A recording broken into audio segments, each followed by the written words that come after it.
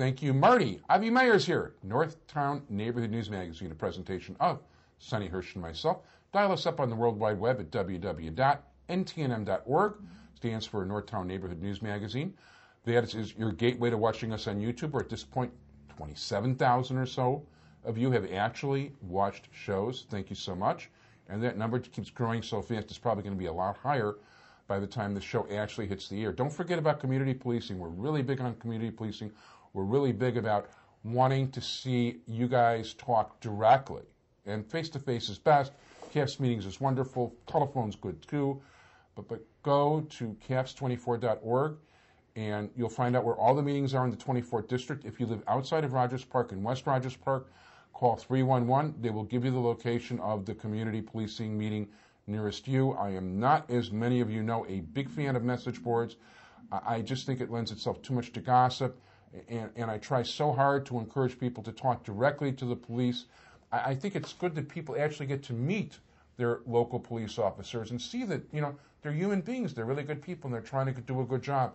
And I just think it creates a much better atmosphere when you do things face-to-face. At this point, it is a pleasure. Speaking of the police, and I was not talking about his policy necessarily, but his policies have definitely had an effect on myself and Sonny, and a very positive effect on this community for more years than I even know about. For as long as I've been in community policing, one of the most important people in this neighborhood has always been then Sergeant, later Lieutenant, Captain, Commander, and now Deputy Chief Bruce Rottner. Avi, how are you? Good, thank you. And first of all, Great. Thank you so much for gracing us in your new august position. Oh.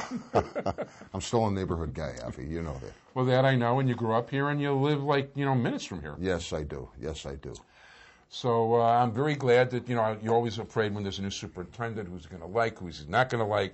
He comes in from out of town. He comes from the FBI. Who knows how things can shake up. But obviously he's shown very good taste because you are now the Deputy Chief of Area 3. Well, I don't know about that, Avi, but first of all, I do appreciate the opportunity that the superintendent gave me to become the Deputy Chief of Area 3. For those who are unfamiliar with Area 3, when we say that, that's the 4 North Side districts. That takes in the 19th, the 20th, the 23rd, and the 24th districts. And each has a commander, and they report to me, and then I report to the Deputy Superintendent of the Bureau of Patrol. So that's the continuity. The superintendent made a lot of changes about a month ago, a lot of command changes, and anybody that comes in, of course, should be able to bring in their own team, their own management team. The superintendent has a vision for our department, and he felt the people that he put into these positions will help him achieve what he wants to achieve. And I certainly hope it works out. I mean, there were a lot of things going right in the first place, and I hope even more things go right. Well, every organization needs new blood. It needs new ideas. It needs to think out of the box. And I think this superintendent has brought a lot to the table. He has a lot of experience with terrorism. He's SWAT trained. So, in that sense, he knows the streets, but he also knows how to administer a large organization coming from the FBI, which of course is a huge organization. Part of his assignment there was being the special agent in charge of the Philadelphia office. So again, he's used to large organizations. He's used to being in a bureaucratic type environment. But I think he's young, he's energetic. I've met him, I've talked to him several times. And, he's a doer. He's not just a talker. No, he strikes me as somebody. Matter of fact, I figure I'm going to let his feet get a little more wet, and then I'm going to invite him over here also. Oh, okay. That would be great. I'm sure he'd be willing if he has the time to be here. Well, the time is definitely a big factor. I get the feeling he's a 24-hour-a-day person. Yeah, he really is. As a matter of fact, I know about a month ago, he was in the 24th District on the midnights. He did the roll calls there. He talked to the officers. So he's not a stay-at-home, sit-on-your-hands type of guy. He's hands-on. No, that sounds really good. Great. Sounds really good. There's so many things. Well, first of all, you know what? There's so many things you've started around here that I want to let people know about. The walking patrol we have, which apparently is something that Commander Kalouris told me. He likes the idea so much when people see people walking. Sure. There's... but you know what? Do you get to institute those kind of philosophies where you are? Is your role changing? I mean, what? Well, in a sense, it's even a better situation. Things that worked, that were successful in the 24th district, I look at it, there's no reason we can't initiate them on an area-wide basis. The mobile foot mission team, which is the walking patrol, is something that we initiated in late 2006. If you remember, two of the original officers, Mary Beth O'Day and Sherry Catino, were in a horrible car accident in western Illinois in October of 2006, and tragically Mary Beth was killed in that accident, and Sherry was severely injured. The good news is Sharon is back to work now on limited duty, and a very strong mentally and physically tough person. We since then expanded the unit to 6 people. There's no reason we can't do this on an area basis. Put together a team that will be, address the needs of all the districts from the area perspective. So that's a good thing, and that's something we're looking at, and I think I have support for from downtown. Some of the other things we did, the way we run beat community meetings in the 24th district. Having been a prototype district and having seen CAPS meetings all over the city when I was an inspector, I still think, and maybe I'm a little prejudiced about this, but I still think the 24th district runs the best community beat meetings in the city. So some of those strategies I'm going to share with the other commanders. CAPS also recognizes that every district is different. The 24th district is different from the 5th district on the south side. Very much so. And so the concerns are different, the problems are different. I'm not a micromanager. I don't tell my commanders how I want them to run their districts. I give them a basic framework, things I expect in terms of not only community policing, but in terms of managing their police officers, in terms of disciplining their police officers. But we leave it broad enough that they can make decisions on their own. That's what we're paying them for, and they're all excellent people. No, and I think that's the delegation of responsibility. That's something I saw in you also when you were over here. You understood.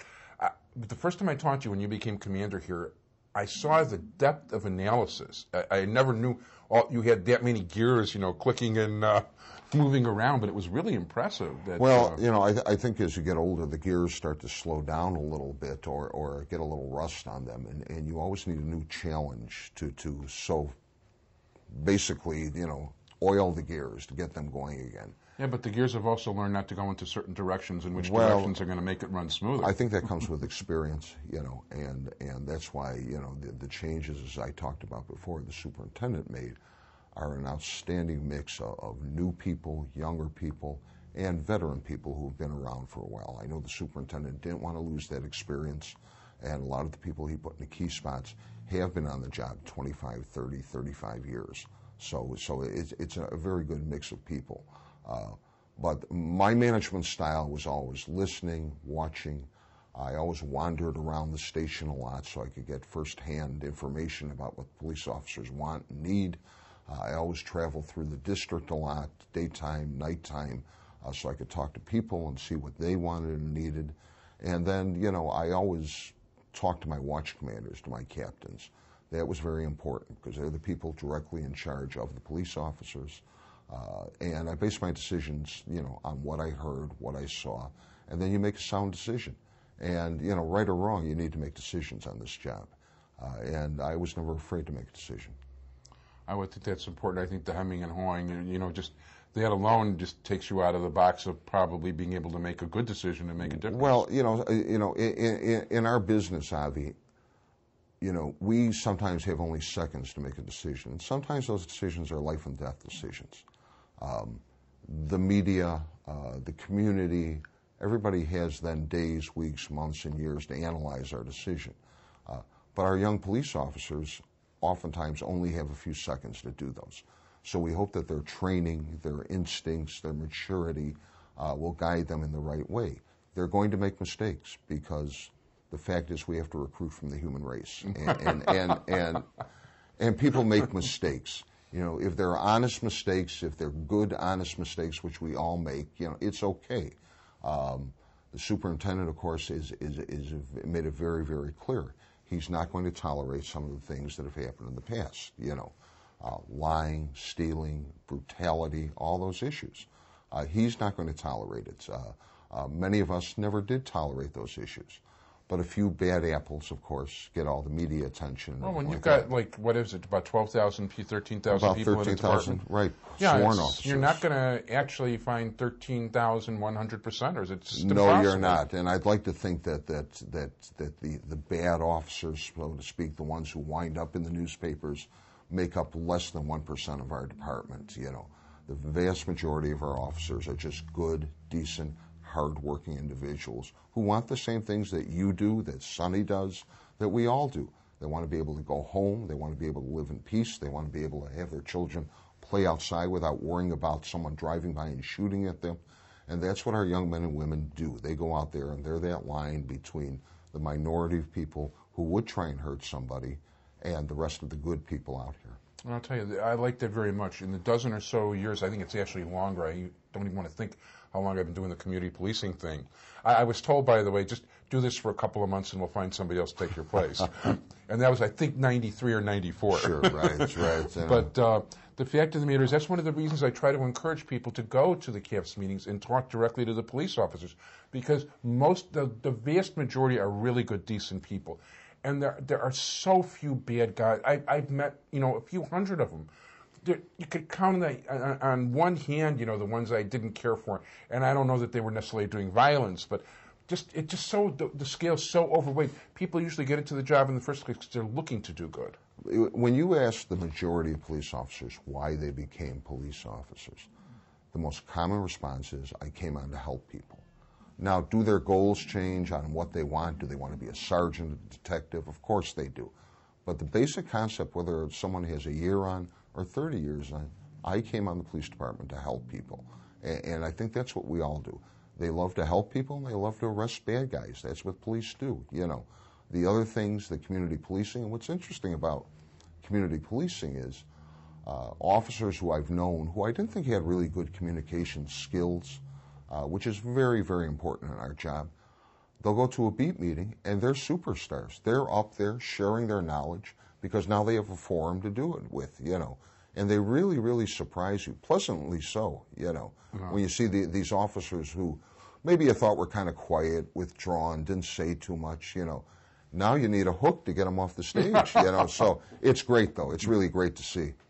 And it's true. As a matter of fact, the guy right now, I don't want to say his name because we're talking, you're talking about that kind of thing. My present sergeant, who I'm really very pleased with, when I first met him, this guy's not a talker, and he told me he's not a talker. And Rob Kalani, who's now a lieutenant, was telling me, it's like, oh, you'll like him, but we have very different styles. So, but you know what? You're right. It's like, with all these other guys, and I can talk, obviously. I've been doing, like this. I started in radio, a long time ago. And I barely have to say anything. He does such a good job. Sure. He also works extra hard at it, too. I got to say that because I think he's aware of the fact that he's never really done a lot of talking. Right. But now that he has to, it's like he's saved it up for the last 20 years, and he's got it. Well, B team leaders who are sergeants are very special people. We really don't give them any extra money for doing that. We don't give them any time off. Administratively, we don't take any burdens off of them for doing it. They do it because they enjoy doing it, because they have a certain pride in doing it. Their sector becomes, it's like we tell our officers, you're the superintendent of your beat. This is your beat. You manage it the way you think it should be managed. We give them the guidance, we give them the technology, we give them the tools, and then we say, this is your beat. Do what you need to do to solve the problems on that beat. But the other thing we also tell them, and you touched upon this, we can't do this alone. I can't expect every police officer to solve every problem out here. It's just unrealistic. It's not going to happen. And that's the idea of CAPS and that triangle. The community, the police, and city services together, working together to solve problems. If there's a bad building, I can't expect a beat officer working midnights to get up in the middle of his day while he's sleeping and start tracking who owns the building. But that's something that you can delegate to a community member. Bob, maybe you can check with the assessor's office. And they have to take these tasks and delegate some of them. And our officers in 24 do that. You know, they talk to the citizens. They tell them what we need as police officers, and it's just worked phenomenally up here. No, it really is, and I know we have some very dedicated people that actually take the trouble between themselves and their neighbors to check these things and be in contact. And absolutely. Help the police, and I just think it's a really terrific situation. It really is. It really is. So, how many? You basically were here about was it 2 years, 3 years? It was just over 3 years. I had hit my third year as commander here on March 9th. You know, again about a month and a half ago, and I was promoted on March 14th. So, you know, so I was here just slightly over 3 years, and you know, it went by like that. I mean, just like that. You know, as you get a little older, you know, the days seem to slip away a little faster.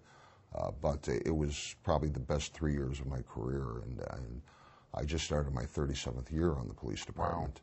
Wow. And like I said, I've just had a lot of phenomenal jobs, but it's the people that really make the job. You know, they say when you leave, you don't miss the circus, you miss the clowns, and you know, I love the people over the 24th District. The young police officers are just phenomenal. Well, this much I'll tell you. The day you got the promotion, we were shooting here. It was our last shooting day, and we've had a lot of people who were involved in community policing that day. We had Alderman Stone, we had Elizabeth Patel, and we had Zara Quadri from Zamshope, who's also a member of the DX. Right. And boy, the word shot like crazy. And even though, like, some of the people knew, you know, Steve Couloris from when he was a sergeant here. Sure, right.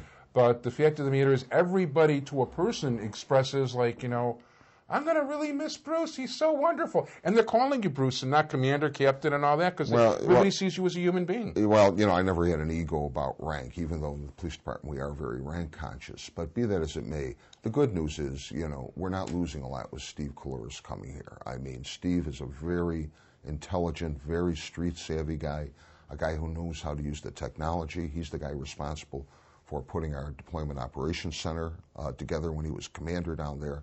And Steve's an outstanding police officer. So like I say, you're not going to be losing anything with Steve replacing me here. Well, first of all, it's great that you're saying that. And the fact of the matter, let's put it this way. First of all, I still have a feeling you'll be in touch because you, after all, you are the deputy chief yes, right. In this particular area. And plus, I actually run into you in the supermarket once in a while. Yeah, right. So, yeah, we go shopping together, Avi and I. You know, we go to the same Jewel. But like I say, I'm still basically in the neighborhood. You know, I live in Edgewater on the lakefront now, you know, but for years and years I grew up in this neighborhood. I raised my children in this neighborhood, and it's still a terrific neighborhood. No, it really is. And your dad was an All-American in this neighborhood, too. My dad was an All-American at Loyola, then he played in the first years in the NBA, and my dad just turned 89 years old. I took him for his driver's license. He passed. Oh, wow. He should live and be well for many more years. And he gets a pension from the NBA, so that's a good Really? thing. Right. Wow. Wait, it might even be more than he was making in those days. You know, it was. It was. Because those guys weren't making anything. My dad's top salary for 3 years that he played was $8,000 a year, which wasn't bad money back in 1947, 48, but nothing commensurate to what these guys are getting today. Oh, not even close. The minimum salary today is, let's put it this way, I don't think anybody, not even the salary I saw attached to Superintendent Weiss equals the minimum salary for the worst guy off the bench. For playing a game. You know, yeah. So. It's absolutely unbelievable what they're paying for these things. By the way, I want to just stay on the air, too, that Rose Powers also, we were emailing back and forth. She was expressing, you know, it just, everybody, you know, people really liked you around here, and you'll still be around, which is great. But, you know, you've definitely made an impression in your many roles here over the years. Well, thank you. I appreciate it. Like I say, you know, I've enjoyed every minute. I have absolutely no regrets. No, that's for sure. And, you know, what are the things, I mean...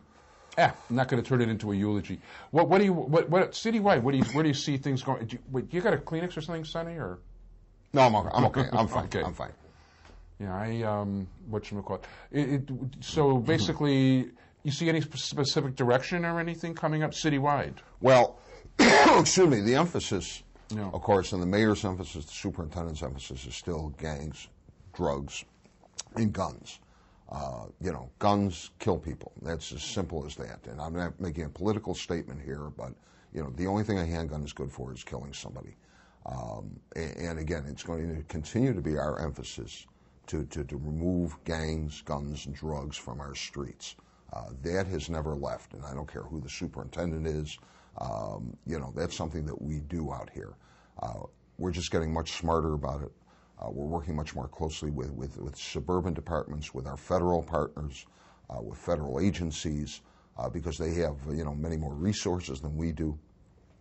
Once a month we have a gang strategy meeting over at the area in which different units from the police department, our own area, our federal partners, our suburban partners attend.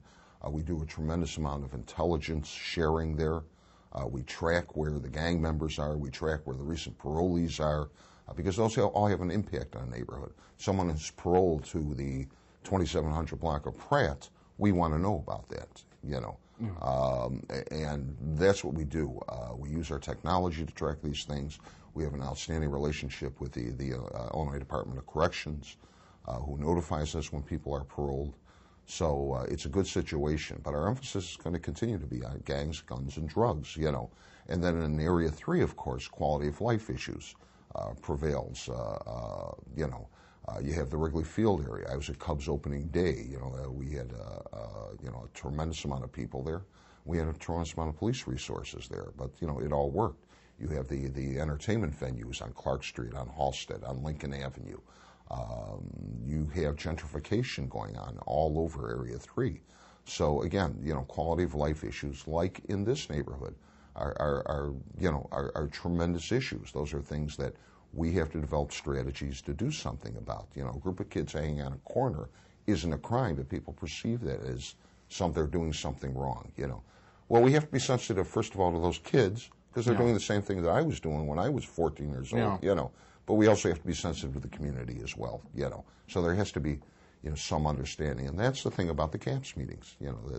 That we let people know that every kid standing around wearing a gay pair of shorts isn't a gangbanger. That kid could be the next president of the United States. You never know. So, like I say, my watchword to my officers always: treat everybody with dignity and respect. Until they prove you differently. Well, we want to thank you very much, Don't worry. Deputy Chief Bruce Rottner, and maybe next time it'll be who knows. No. 4-star general in the Army? No. And, been there, done that. Yeah, stay tuned for our next segment, because we're actually going to be talking about block clubs. So terrific. I want to thank you very much, and I want to wish you continued success, and I look forward to having you back on the show in the future. Thank you. I'll be glad to be here.